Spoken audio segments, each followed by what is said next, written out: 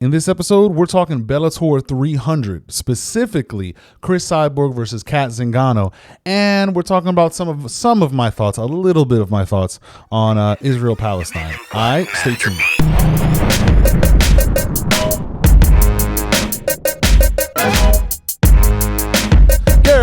Welcome to Social Millennial Podcast. We out here, gang. Y'all already know what it is. Thank y'all for pulling up. If y'all listening, thank you. If y'all watching via YouTube, thank you very much for pulling up. And if you only watch, please make sure to go over to Spotify, Apple Podcasts, Google Podcasts, wherever you get your podcasts. Even the landing page for the podcast is listening only, and switch over from the watching to the listening. You could save it. You could download it for whenever you need it. And if you only stick to listening, absolutely pull up to the YouTube channel, the Social Millennial Podcast at Social Millennial Pod, and maybe come over here and see my mug over here. Yeah, see what the YouTube is all about. I hope y'all had a great week. I had a great week. I can't complain. I'm still here. You feel me? Still blessed. Still making it through. Still soldiering on. I know all of us are going through our respective trials and tribulations, and I speak encouragement on all of y'all. You're gonna make it through, regardless of what's going down. There's always a possibility of tomorrow being greater and being better. So please, strap in. We got a cool episode. First, we're gonna talk about some things I've been thinking about this week regarding people. This is like a sort of like an identifier moment. Like maybe you guys can identify with what I'm feeling, what I went through. I'm not going to talk too much about any stories for the week regarding this specifically. I just don't want to, I want to keep the parties nameless. The party shall stay nameless. But I had something that's been happening or recurring. No, not or recurring. It's been a recurring thing, but came up again this past week, having to do with just people rocking with you. I've been at the arts for a long time. Some of my backstory is I was a musician since I was about 7 years old. And I was gigging from a young age as well.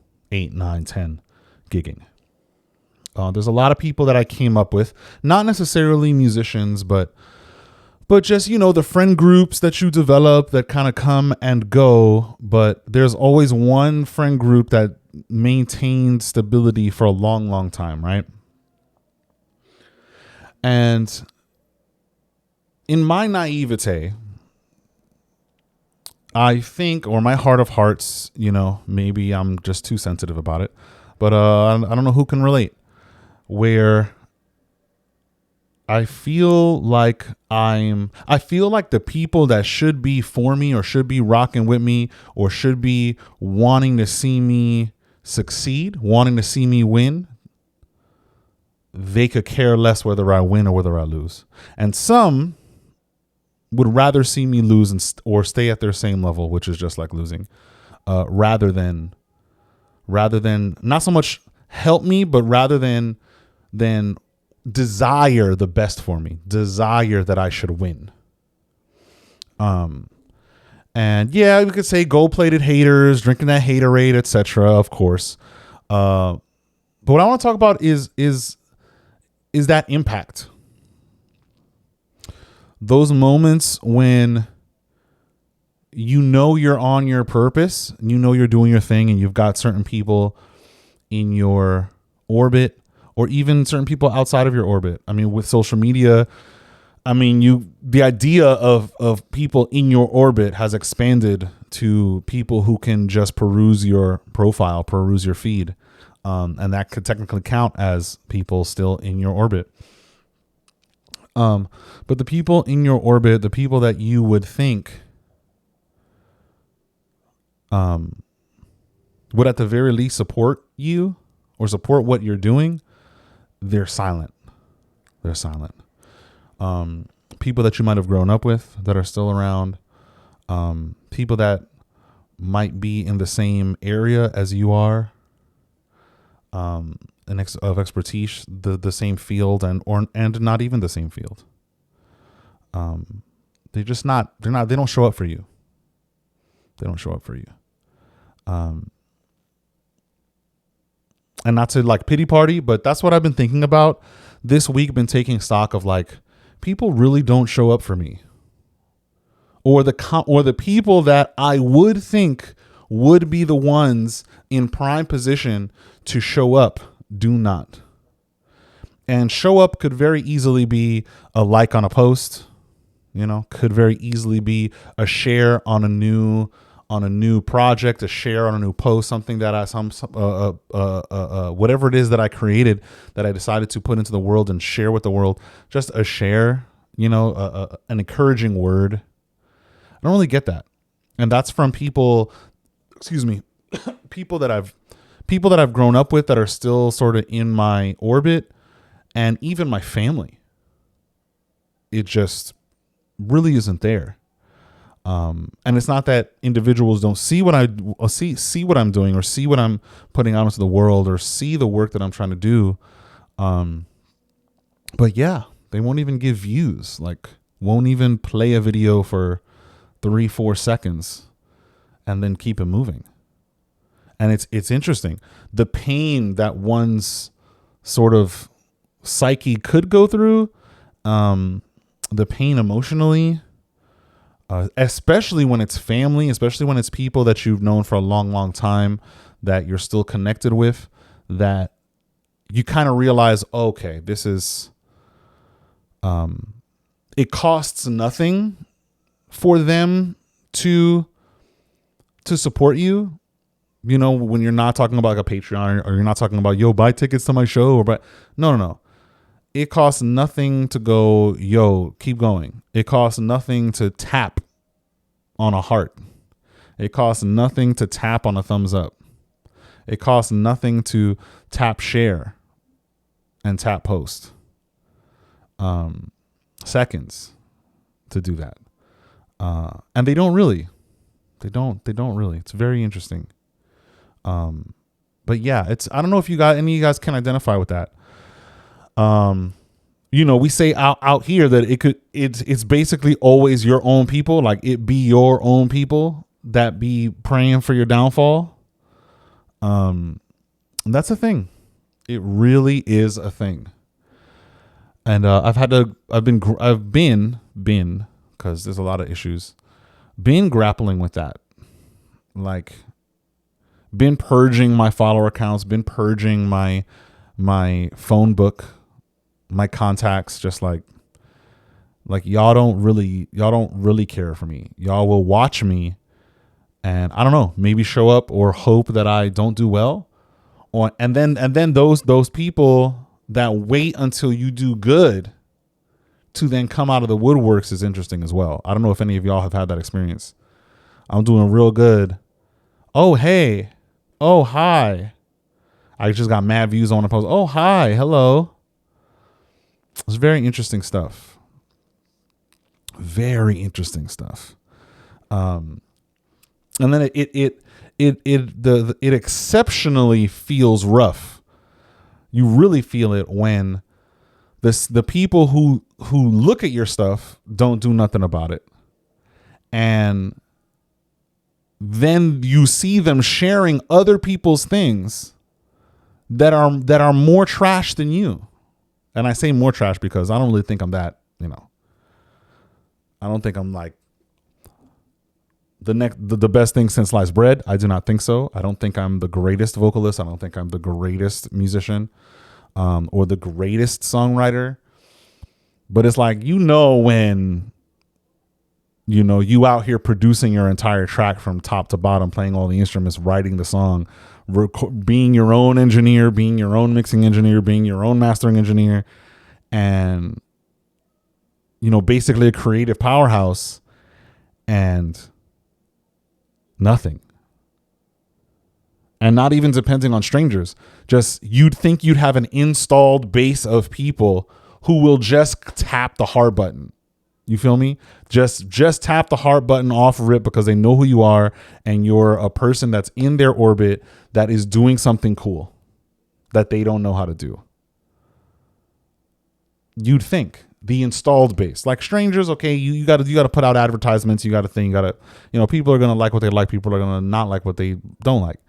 But yeah, it may just be that those people who support the people around them just because may just be rare. Because I'm definitely one of those. I see you post something. I'm a heart something. I'm one of them. I'm a heart something. And so maybe it's just rare,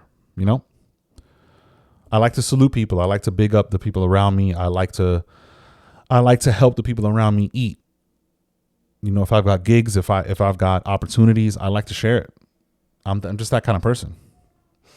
But yeah, I just been taking stock, like notice that it's not, and it causes me to then, for some people, like I said, purging my contacts, purging followers, etc., or purging who I'm following. But it also makes it so that I can become, or so that I train to be better at compartmentalizing the different relationships. So you should be here, they should be there. Because let me tell you, backstory, I'm one of those kinds of people who I will really care about you. Like genuinely, deeply care about you. When I probably shouldn't. I'm one of those people that cares about people very easily and quickly. And very intensely. And I've learned over the years to temper that. But backstory is that I'm that kind of a person. And I had to go through that kind of upheaval. I don't know who else is like that, that's listening or that's watching, but I've had to go through that upheaval in my mind and in my heart of just people not caring about me in the way that I cared about them. And I'm not even talking about like romantic. I mean like just friendship, connection, just bonding, that I'm more bonded to people than they are to me. And I had a lot of upheaval in my heart and in my mind over the course of my life with that, where it's like, oh, okay, so you didn't really, we've been through XYZ things for so long, and you don't really care about me at all. You can forget about me in about 2 days. Yeah. So I had to go through that upheaval. So this now with this social media business, social media kind of thing, it's causing me to train even more intensely in compartmentalizing in what my expectations are for specific relationships, for certain relationships, not just a tiered system, but what I expect out of it, or what I should expect, what is appropriate to expect out of it, or to expect from certain people or from different people. Yeah, I'm a person who doesn't want to be heartless, who doesn't want to be jaded, who fights against jadedness. And sometimes I don't even want to fight against jadedness. Sometimes I don't even like that I'm that kind of person. Like, I don't know if y'all can identify, whoever can identify out there. I don't even like that I'm this kind of person. The amount of pain that comes with this type of a personality, the amount of hurt, heartbreak, unraveling, it's not fun. Hasn't been fun. Yeah, like I'm really that kind of person. And again, it's not anybody else's fault. I am this kind of person. In terms of making certain investments in people and in certain relationships where the other person doesn't reciprocate, that's just what it is. It's not that I was deceived. It's not that it's somebody else's fault, etc. This social media thing is getting me to just even further compartmentalize, even further like get to that point where I'm like, oh, okay, I understand what this is. I get it now. And so, yeah, I don't know who's gone through it or who's going through it.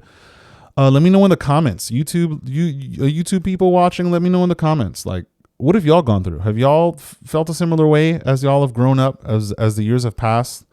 Or has it just been easy to like be okay with, I guess, letting go, or be okay with not expecting anything from the people that have been in your orbit for a long time? And I don't mean like love relationships. I mean like friendships. I mean, yeah, we expect certain things from love relationships. We expect certain things from family. But I mean like family, I mean friendships, people that you're bonded with, that you're moving through life with, that are in your orbit. Was it easy for y'all to just let go and be cold and just be like, okay, I guess none of these people, they exist, I know of them, but they don't really exist inside of here. They don't really exist. Let me know how y'all went through that and how y'all feel about that. Cause I'm as I'm moving into, and I feel that I understand that I'm moving into a new creative place, mentally, emotionally, spiritually, new creative place, new creative purpose, sort of a purpose to my creating is evolving. It's causing me to now look at it, scrutinize. Okay, all right. So you didn't follow my thing, or you didn't, I shared it. I put this on my story to go to the post. You didn't even like the story, but you saw it. No words of encouragement. I haven't heard anything from you ever interacting with me. I interact with you. I like your stuff. And then 2 days later, you share someone who does a similar thing to me and is not even as good. Okay, I see what it is. So I'm sort of scrutinizing now, as I move to this new place. It's not like a hating, it's not like anything, but I'm just trying my best. I'm trying to guard against becoming jaded, because it will come out in my art.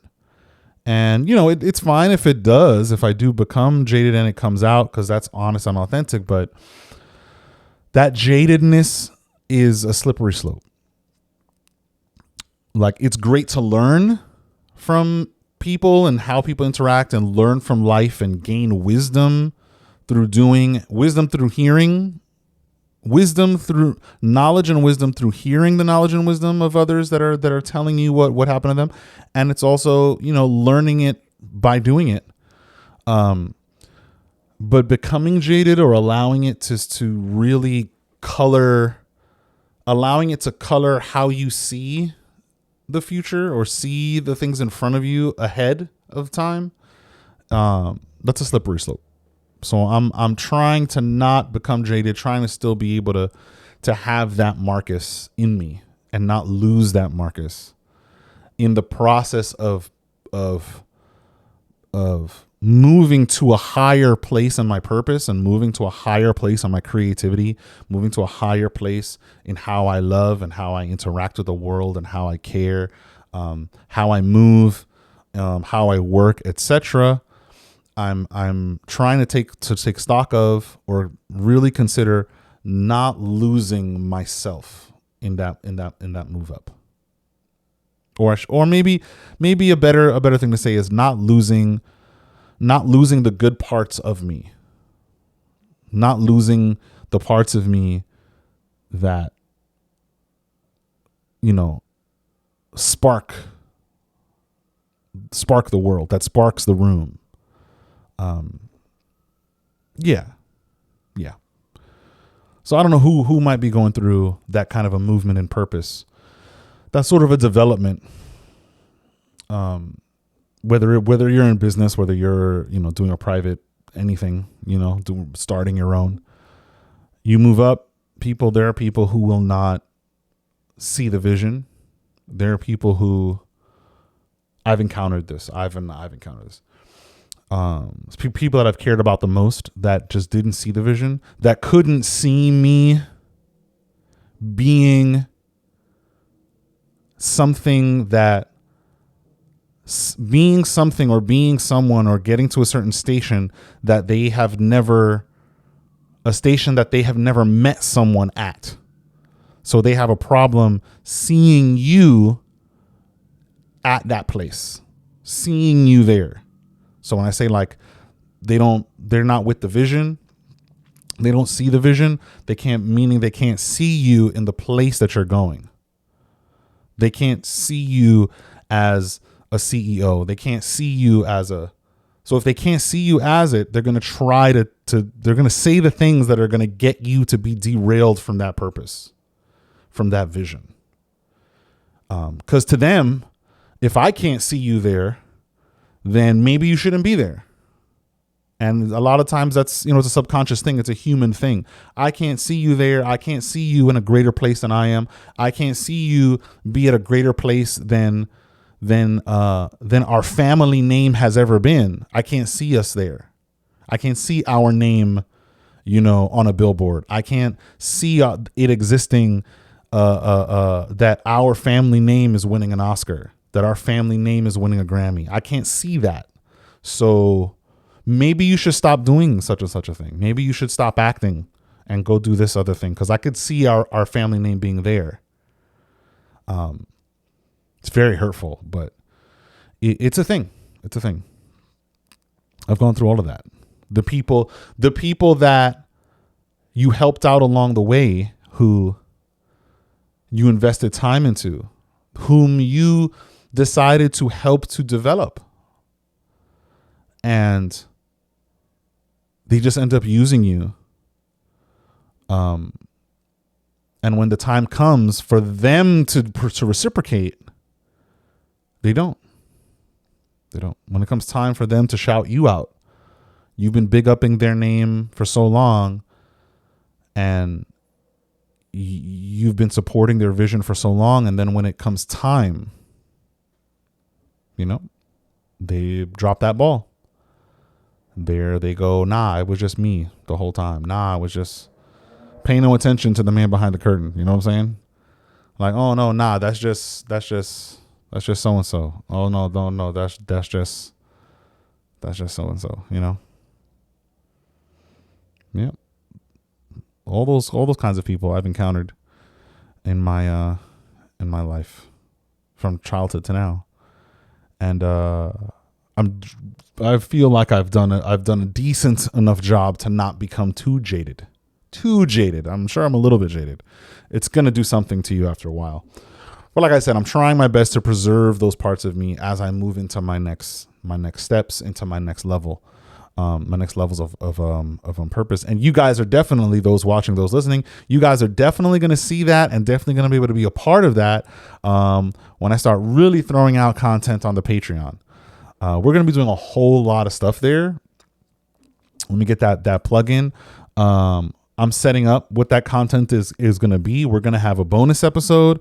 We're going to have concentrated episodes where I kind of just talk about one thing, not ad nauseum, but we do videos where we'll just talk about one thing that y'all are interested in, whether it's a political series and I just have my own extra show talking about politics alone, and only a UFC or combat sports thing, sort of like Joe Rogan's Fight Companion. I've got ideas that have been developed and more that are developing for the Patreon. It's about to be I'm even thinking about branching into doing movie commentaries, because I'm absolutely a movie guy. Super heavy movie dude. Marvel deep dives, just all kinds of things that I've got in the works, building up. To make sure that I deliver some quality content for y'all for the Patreon, because it will be behind a paywall. Don't worry, it's not going to be a whole lot of money. Inflation is crazy. But yeah. So you guys will be a part of that. Hopefully you guys will want to be a part of that. Viewers and listeners, you guys will want to be a part of that. As the podcast starts reaching heights. But yeah. So that's what I've been dealing with this week. What has caused me to sort of been contemplative this week about that. Yeah. So let's see. Shuffle the deck, shuffle the deck, shuffle the deck. We're doing Bellator 300. I'm really only going to talk about Cyborg and Cat Zingano. I'm thinking about whether I want to do that first or whether I want to do the other thing. Let's do Bellator. All right, y'all. So this is combat sports. Bellator is another, for those who don't know, is another fighting promotion. Like the UFC is a fighting promotion. They recently got to their 300th big event. They were saluting veterans for the 300th. And I really only want to talk about Chris Cyborg and Cat Zingano fight for the featherweight title. Chris Cyborg is the featherweight champion. She lost the title when she was in the UFC. She lost the UFC when she was in the UFC, her title there, to Amanda Nunes. And that was an amazing, like, edge of your seat combat sports fight. Let me tell you, Chris Cyborg and all of her roided out, PED bodied self fighting Amanda Nunes, who jumped up in weight to fight her and win the title. Nuts. To stop, for those who don't know, Amanda Nunes stopped Chris Cyborg in the first round. Chris Cyborg started to kind of fight a little smart and then decided to just bang with her. So for those who aren't familiar, when I say just banging, just decides to throw and go blow for blow. Instead of fighting more calculated, she just said, forget this. Long.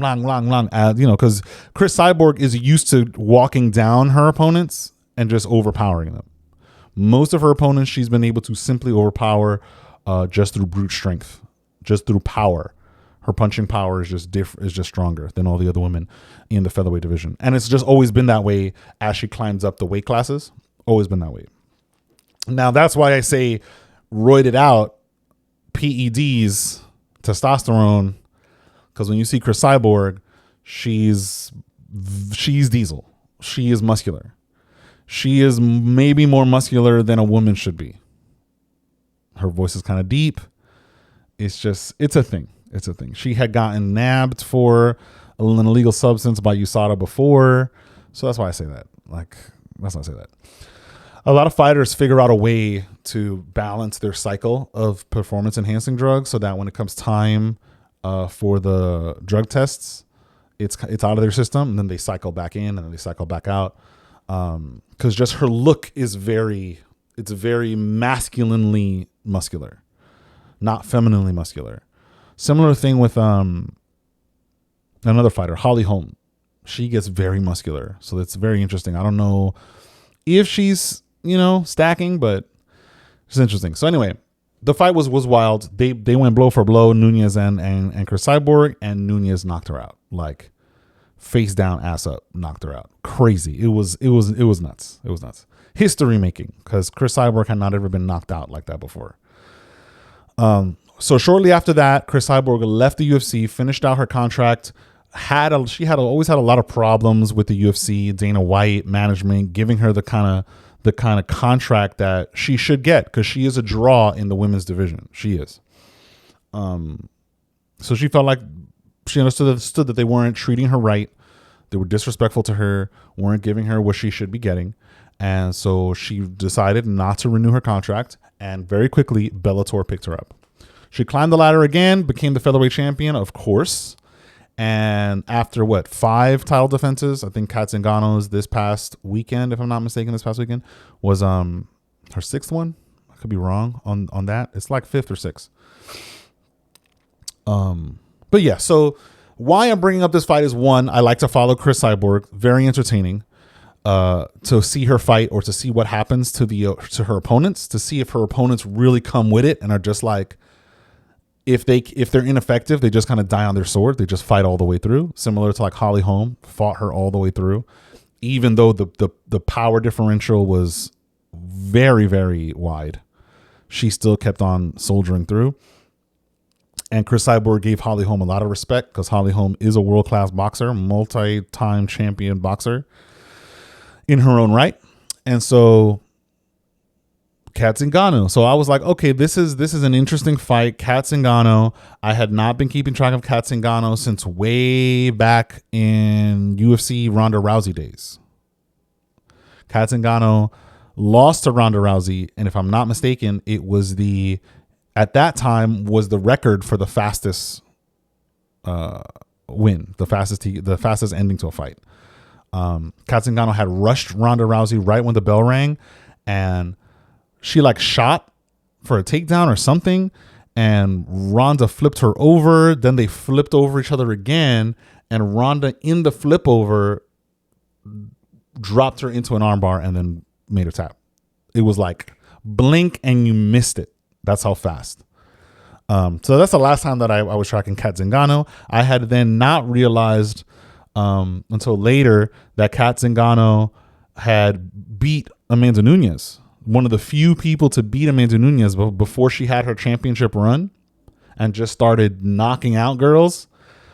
She had her number and was probably instrumental. Beating Amanda Nunes was probably instrumental in Amanda Nunes changing up her whole game and coming back as this killer. But that was all. And I think that clout followed Kat Zingano, even though she was never championship level, like in terms of ranking, again, since Ronda Rousey. So she's in Bellator. I guess she's the number one contender. I don't really follow the rankings at Bellator, but they're going to fight each other. So I heard about it late, and I was like, oh, snap, this is going to be wild. Went, looked at some of the pre-fight stuff, some of the promos, and I'm like, oh, man, Kat Zingano she was looking a little soft in terms of her body. I was like, you're fighting Chris Cyborg and you look like you're not working out. I don't understand it. Maybe your body just looks like that. You didn't used to look like that, Kat Zingano, but maybe your body looks like that now. You're over 30, so it just is what it is. It changes. I'm like, all right, cool. Kat Zingano was talking some mess. Seemed like she had some beef with Chris Cyborg. Chris Cyborg seemed like she didn't have beef with Kat Zingano in the promos. And then we get to the fight. So Kat Zingano comes out, Chris Cyborg comes out. Kat Zingano again does not look formidable in terms of looking at the body of Chris Cyborg and the body of Kat Zingano. And I will do what I can to put a highlight reel for that fight down in the description on the YouTubes and in the description of the audio, so y'all could go see that. But that fight lasted one round. And let me not even say it lasted one round. It was done in the first round. It was wild. And it probably could have been done earlier. Chris Cyborg could have finished her earlier, but it seemed like Chris Cyborg's really been training, like changing up her training in wanting to fight more calculated instead of just walking girls down and just pummeling them and leaving herself open, like what happened with Amanda Nunes, and she got knocked out. So she had encountered somebody who had power in Amanda Nunes, who had the power, the better footwork, the better ring IQ, octagon IQ, and just the better lines. Like she just had the better combinations. She was able to predict where the angles were going to be. And after that fight, it seems like Chris Cyborg changed up the whole approach, because she came in not guns blazing. She came in testing out, wanting to test out in the first round, and in the testing out realized that she was much more powerful than Kat Zingano. Realized that the strength differential was very, very wide. Kat Zingano during this fight would try to shoot for a takedown, and I mean, Chris Cyborg didn't even sprawl or anything for the takedown defense. She just wide stance, bent her leg, and pried the girl off of her just with brute strength. Kat Zingano was trying to shoot on her, and it was like Kat Zingano was tackling a tree trunk, like just tackling a tree. Yeah, it was very interesting to come up, Kat Zingano to finally get another title shot and not like give it her absolute all, like just die on her sword. The way this girl, she should have lost earlier. I mean, not should have, but she could have lost earlier, really early in the first round, because she shrimped up, she turtled up, and the ref didn't stop the fight.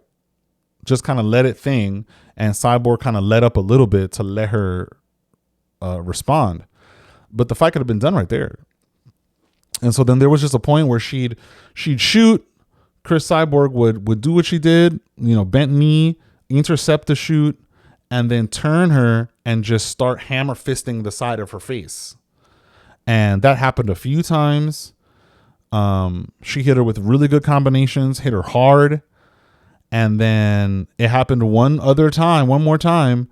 And the girl just kind of turtled up. She turtled up like this. And then Chris Cyborg just kept hitting her until the ref said, okay, you're good. You're good. So it wasn't even that necessarily Kat Zingano got all the way knocked out, but it looked like Kat Zingano just understood that there was nothing that she could do. And that was it. Now, the fight was cool. It was entertaining, like I thought it was going to be. That's why I follow Chris Cyborg, what she does, because that's just entertaining. But also what was very interesting was the sportsmanship. Now, Chris Cyborg beat Kat Zingano. There was nothing that Kat Zingano could do, like nothing that she could have done to win this fight. And Chris Cyborg goes up to her after the fight. Thank you so much for taking the fight. It was a good fight. Thank you for this opportunity. Sportsmanship stuff, humbling things, and Kat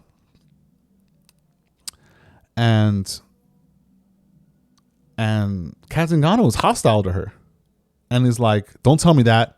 You stopped me. Don't tell me that. And then she just walked away, Chris Cyborg. And it was just very interesting. Like, whoa. Like, yeah, you got stopped. It wasn't like it would have been different if it was like going to decision and it was a controversial decision. It would have been different if it was something like Rose Namajunas versus Jessica Andrade, where Jessica Andrade dropped Rose on her head.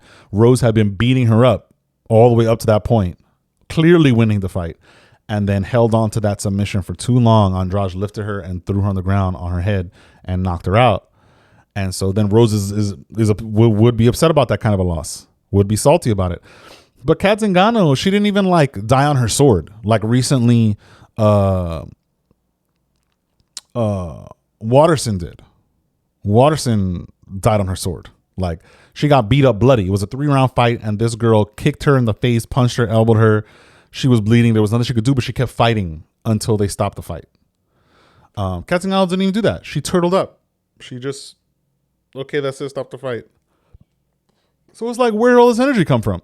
Why are you trying to be salty now? Where was all of that attitude when you were in the ring, in the octagon during the fight? Being ineffective in all of your attacks. Where was that? So later on, come to find out, quote unquote, that somehow ever since, at least from Kat Zingano's perspective, ever since she got to Bellator, that the Chris Cyborg camp has been like harassing her or something. There's no real corroborating evidence of this. There is, or seems to be, a website that it seems to be that somebody secured the domain name of Kat Zingano's name, with Kat Zingano's name, like katzingano.com, and used the page to big up Chris Cyborg as like a Chris Cyborg fan page. So maybe there's some kind of psychological warfare going on there. But yeah, it was never anything super outward that Chris Cyborg, like at press conferences, was talking crazy on a Conor McGregor tip, talking wild. Because Chris Cyborg doesn't even have, like, her handle on the English language isn't two things. She's Brazilian. Her English is pretty broken still. She talks better than she used to, like 9 years ago, but it's just not there to then talk smack, Similar to like Khabib. Like, he wasn't there with Conor McGregor trying to draw on for too long. He would go to a certain point and then would just be like, I'm going to smash you. Like, that's it. I'm going to smash your boy. And he would just say that instead of trying to verbally spar with this guy, because he doesn't have all of the English to verbally spar with him crazy. So yeah, it was just an interesting thing that happened, or that I thought was interesting, in the world of mixed martial arts following Chris Cyborg. Yeah, very interesting. Very interesting. But yeah, y'all should see that. That was, I mean, Chris Cyborg still got it. She's older. Her roided out body is still going. She's still dropping girls and will probably continue to, and will probably retire. I expect her to retire as the featherweight champion at Bellator. I don't see anybody really beating her. The next woman that's going to come fight her is kind of tall. She's kind of big, but slim. We'll see what happens. We'll see. Maybe she could do it.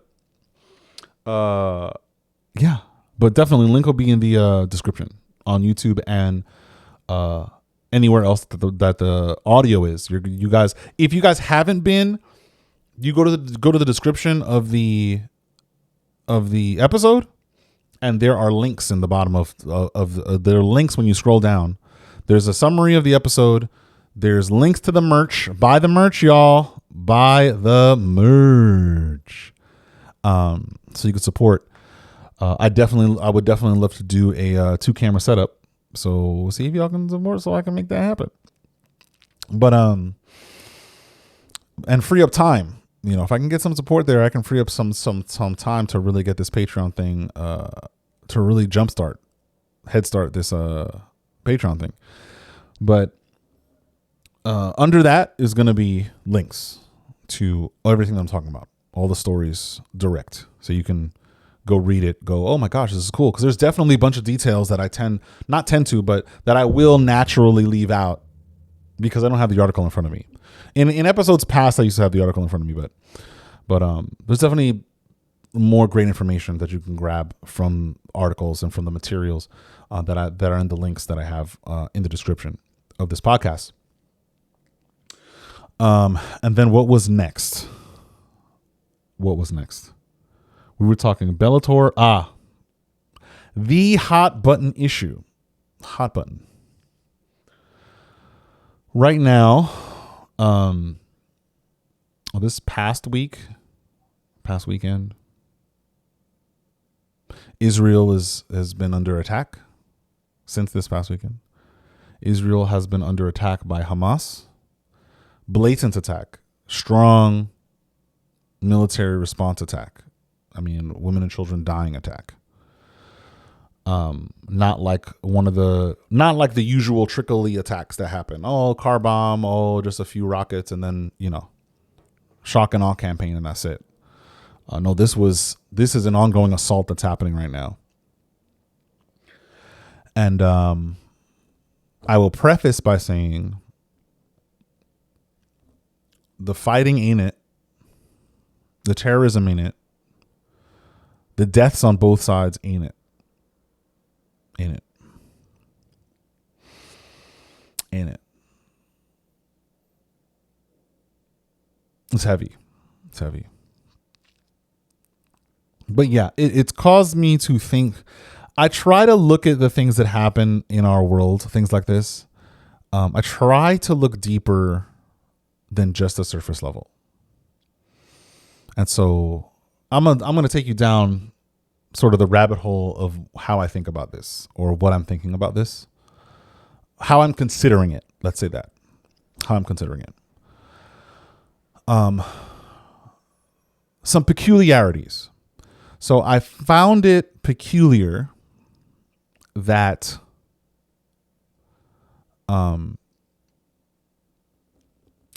the attack, Hamas's attack, or let me go, Hamas's attack is I found it peculiar how well timed Hamas's attack is. How well coordinated Hamas's attacks have been. Especially the initial attack to start everything off. It's a lot of rockets. It's a lot of missiles.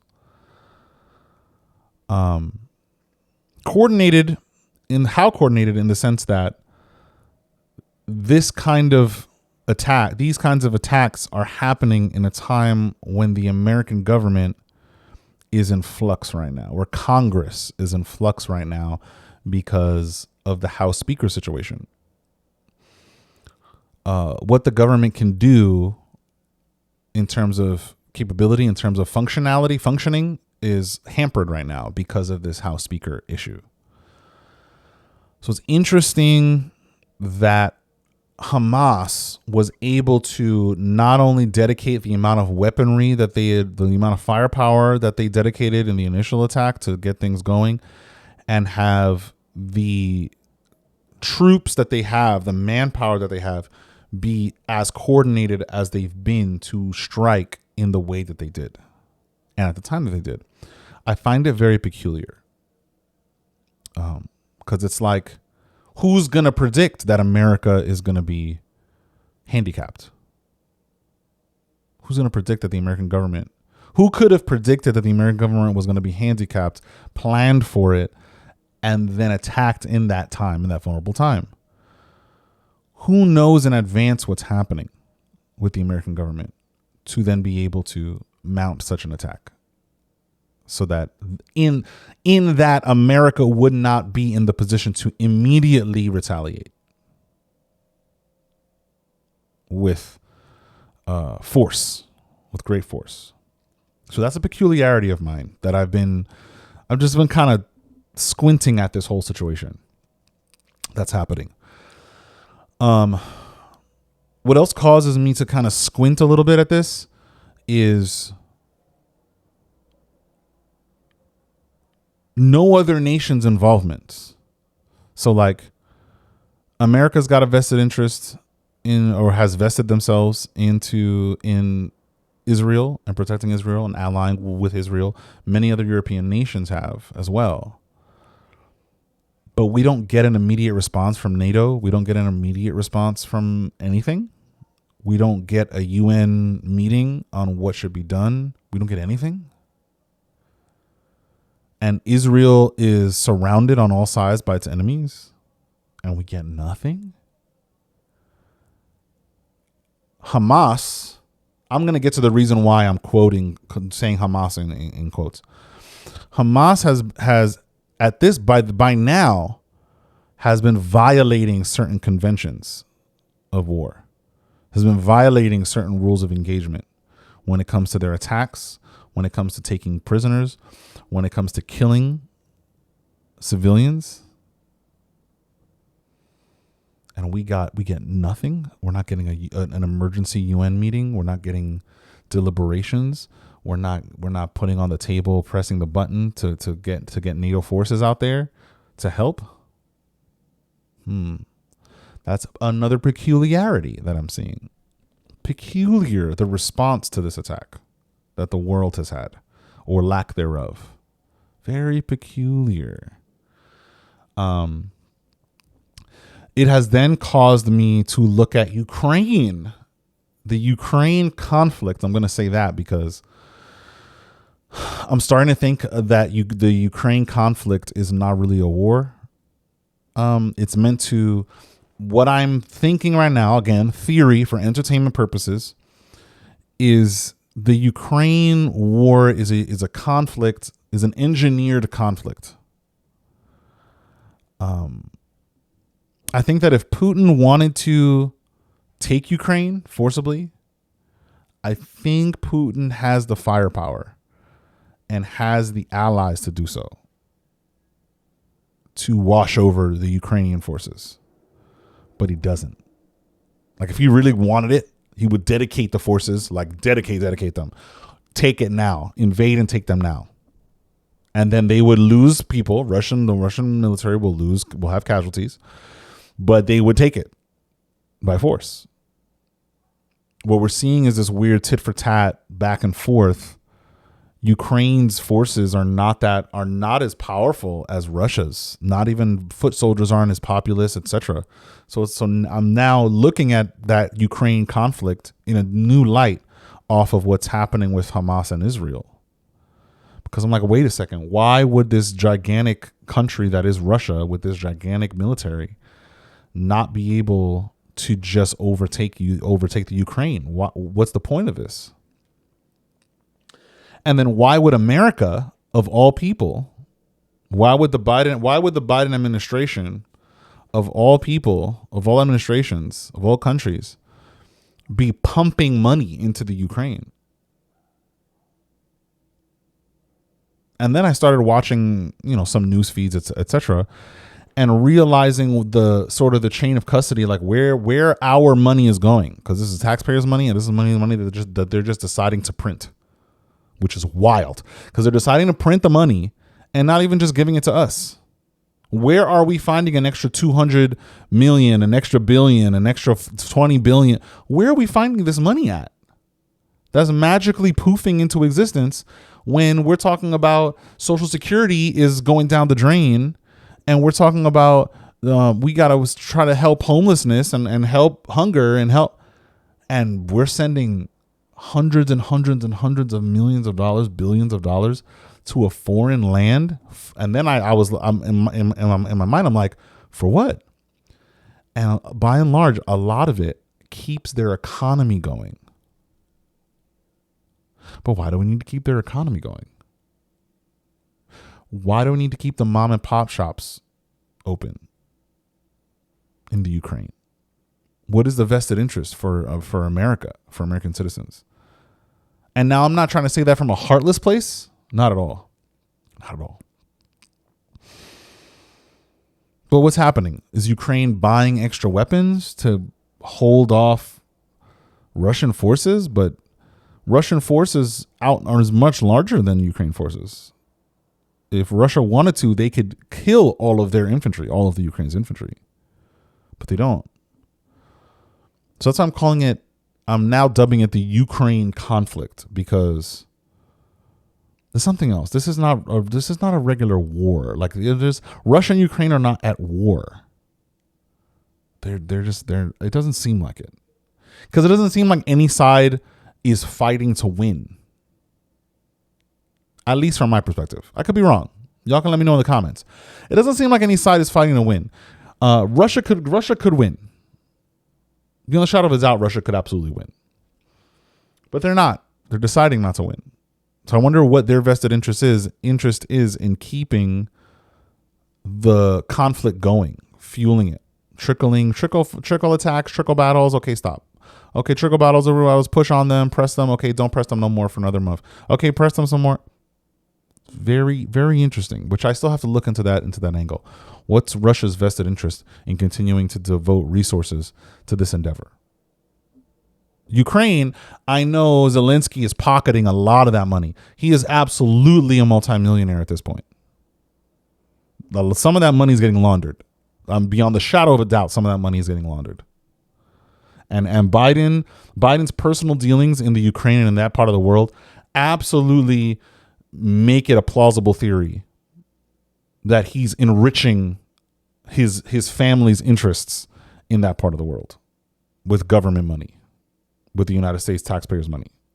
It's plausible. I'm not saying that's what's happening, because I don't really know, but it's a plausible thing. Should that come out later, it is what it is.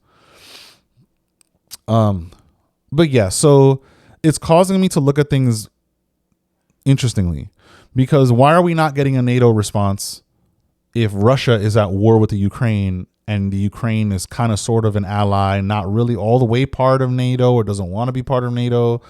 Why are American forces not getting involved if NATO cannot? You feel me?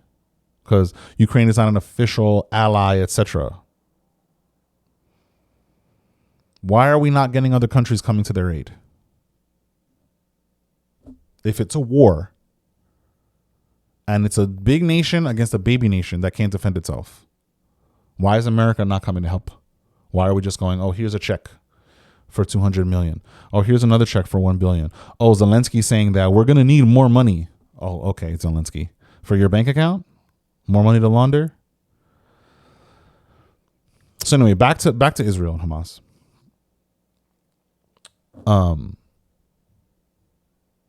So I say Hamas.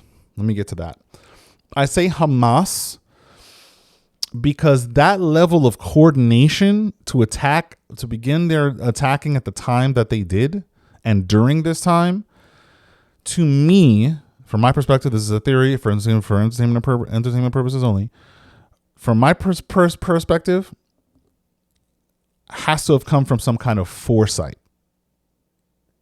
Someone has to have been prepping for something like the House Speaker issue that we're having now to happen.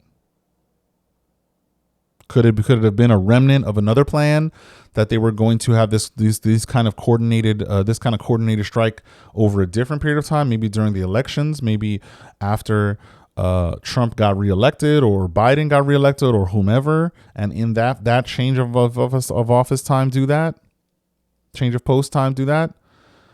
I don't know, but it looks too calculated to me. And Hamas does not seem like an organization that is that calculated. We get car bombs, we get suicide bombers from Hamas. We get rockets. We get like a shock and awe campaign, and then that's it. And Hamas is being funded by all these other Arab countries. So it's like you're getting they're funding from these places. But then the attacks that you do are these sort of localized things. Like you're not going to outright war with Israel. You're kind of just pressing them. We're showing you we're still here. We don't like you. There's an insurgent force that pushes it back against the government, but it's not an all-out war. So that leads me to believe, from my perspective, to theorize that Hamas may not be big enough to fight a ground war with Israel, may not be big enough to fight a an insurgent war with Israel. Their numbers may not be large enough. They may not have enough weapons. So now, in this time that we're getting this insurgent war, because I would say it's an insurgent war. I would call this an insurgent war. Is it really Hamas? Did we have actionable intelligence that Hamas's forces were growing like ISIS level? It doesn't seem that way. Now, maybe it might come out later, and my theories, what I'm thinking about my perspective now, could be proven invalid, could be invalidated. But as it stands now, since when does Hamas have these kinds of forces? Since when? Not just forces, but since when do they have the balls to mount this level of an attack? The audacity to mount this level of attack.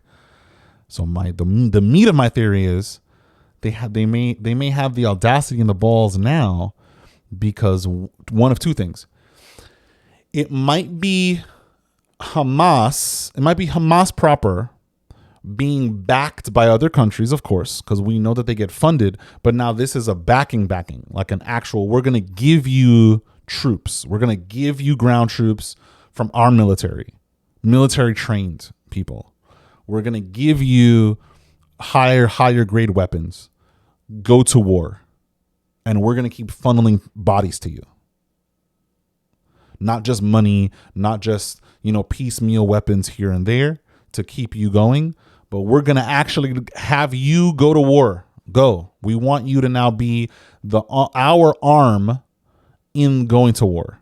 So Iran, Iraq, Saudi, whoever, Lebanon, we're not going to go to war with Israel, but we're going to go to war with Israel through you. So that's one thing that could be going on. Because since when is Hamas not afraid of the governments of the world absolutely destroying them, obliterating them? The other theory is the Hamas of it all. That maybe it's other forces contracted to go in and war against the people of Israel under the name of Hamas. So we have Hamas claim it, but none of Hamas forces are being depleted in these incursions or in this fighting because none of Hamas's actual forces are being used. Because again, why would Hamas? We have no actionable intelligence that Hamas has been growing to the levels of ISIS or Al Qaeda as a criminal network, or the Taliban in terms of numbers. None. So why would they do this? Why would they risk losing the numbers that they have to provoke this kind of ire. Why would they do that? Why? Instead of piecemealing suicide bombers like they do, hurting people like they do. Why are they now coming in, taking prisoners, hurting men, hurting women and children, etc., like wantonly? So either way you cut it, to me, there's something else happening here behind the scenes. There's a 2 or 3 layers deep of this where somebody's pulling the strings for a specific end. It's not necessarily only the thing that we see at face value. Because yes, people are there, guns, bombs, missiles, heavy weaponry, killing people, hurting people, maiming people. That is a thing that is happening. That is the thing that is real. The fight between Ishmael and Isaac is real. And if y'all don't know what I'm talking about, Ishmael and Isaac, the two brothers, the two sons of Abraham. For those who don't know, Ishmael is the son of Abraham, and Sarah, his wife's slave, Hagar or Haggai, Hagai, the illegitimate son, quote unquote. We say illegitimate because it was out of wedlock. It's not, Abraham wasn't married to Haggai. It was Sarah's slave. Sarah gave Haggai to Abraham, saying, I can't have kids. Have kids with her so you can have kids. Even though God had told Abraham, I'm going to make your seed as numerous as the sands of the desert, sands of the beach, that he's going to give birth to great nations. And that it had to be through his wife, Sarah. But he didn't have enough faith. Sarah didn't have enough faith. They were both very elderly. We're not going to have any kids. Here, take Hagar, impregnate her, etc. Impregnated her, had the baby. Abraham cares for Hagar, cares for the baby, and cares for his wife. Sarah can't handle it. And can't handle having the competition or sharing Abraham. And so I guess she thought that Abraham was going to have a baby by Hagar and then keep the baby and then just treat Hagar like a slave because they owned her, or Sarah owned her, and not really connect with her. Like, oh, I'm just using you like an object. I think that's what Sarah in her humanness thought was going to happen.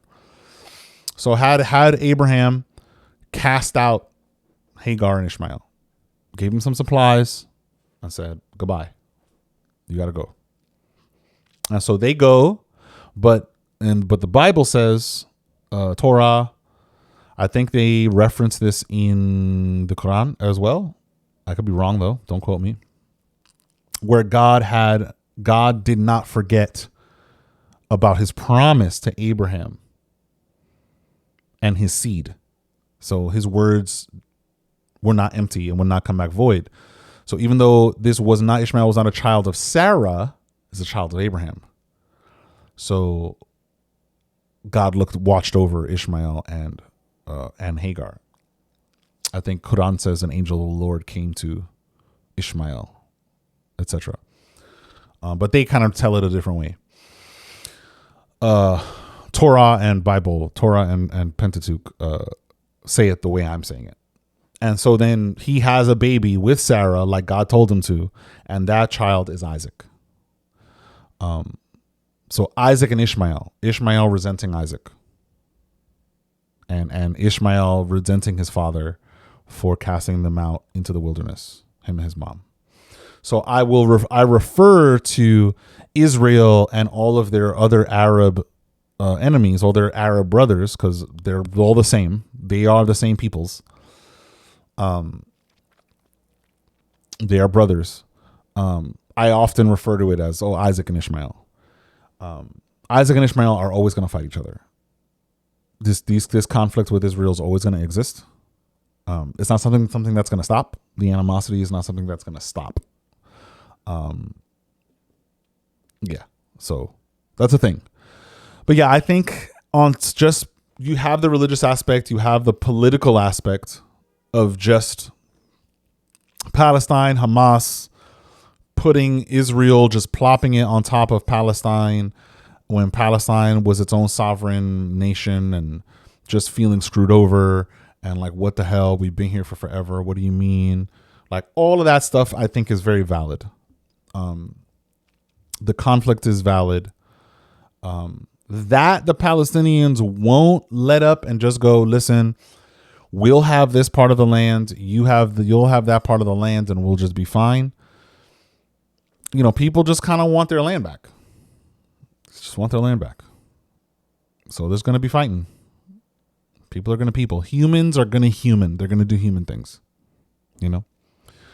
Because we want to say the religious aspects and stating a religious claim over the Gaza Strip, because it is the proverbial land of milk and honey in the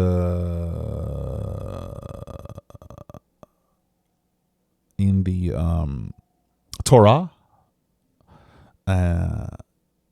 and in the Christian Pentateuch, same 5 books. It is the land of the milk and honey that the Lord, according to according to that sort of line of thought, that line of understanding, that Gaza Strip belongs to the people of God, the house of Israel, Hebrews. Was promised to them, so they get gifted it back to bring all of the Jews back together, all the people of Israel back together. But unfortunately, it's stamped on top of people who are already there, and so we get the fighting.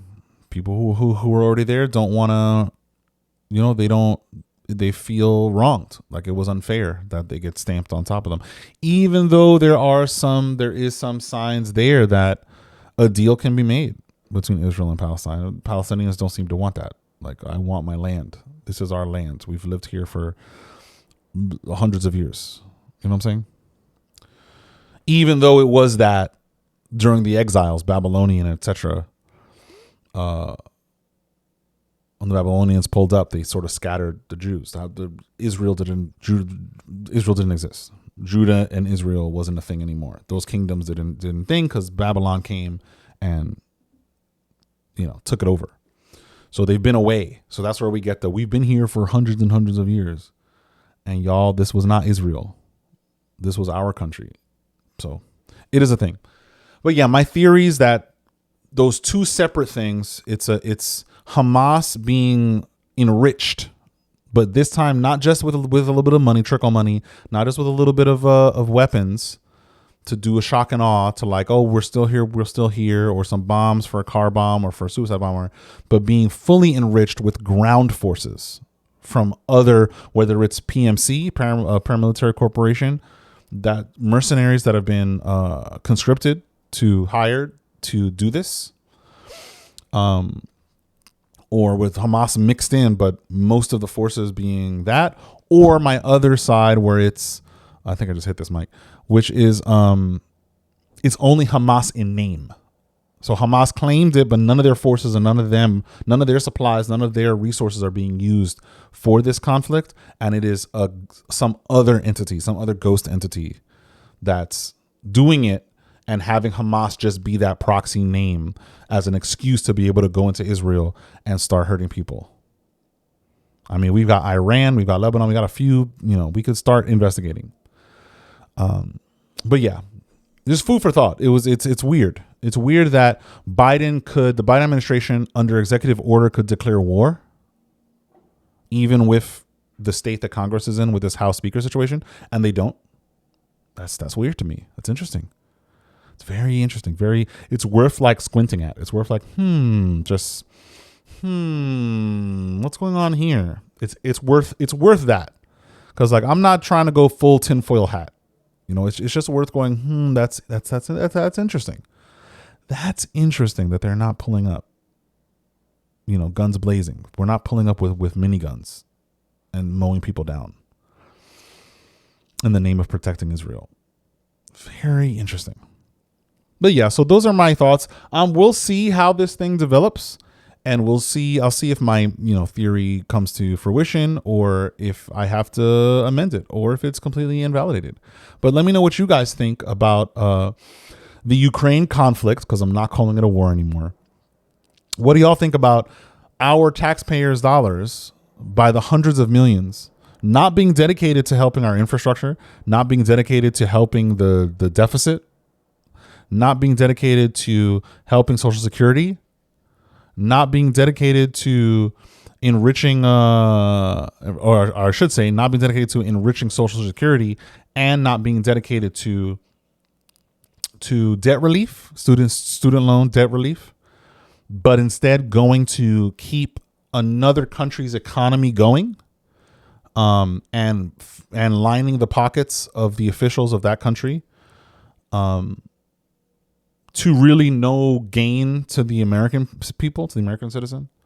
There's no real foreign policy gain there. In terms of a strategic area, it's not a thing.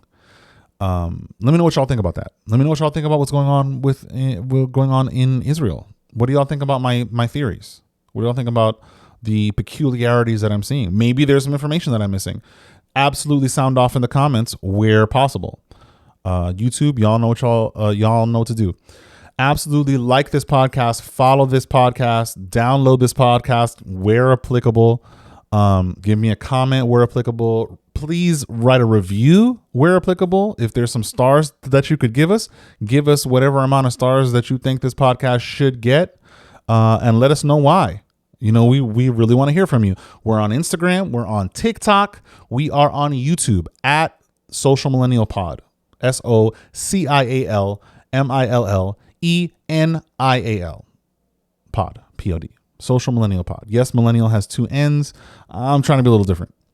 Social Millennial Pod, because if you type in the Social Millennial properly into YouTube, you're going to get the Social Millennial, a whole other podcast. So just type in Social Millennial Pod. You'll find it. You will find it. It will pull up. And that's our handle anyway on YouTube, namely. So it's going to pop right up. Absolutely check us out. Give us a follow. Give us a subscribe. Give us some thumbs up. Let us know what y'all think, y'all. TikTok, we got clips going on all social media platforms. It's at Social Media Pod. Instagram, it's a cool meme dump spot with some other clips there. So be part of that community too, if you like meme dumps and shit posts. And I hope you guys have a great week. Don't be too afraid. I know there's so much in this world that could get us to sort of curl up into a ball and just, you know, be fearful. But do not be. You are powerful. You are strong. You are amazing. You are great.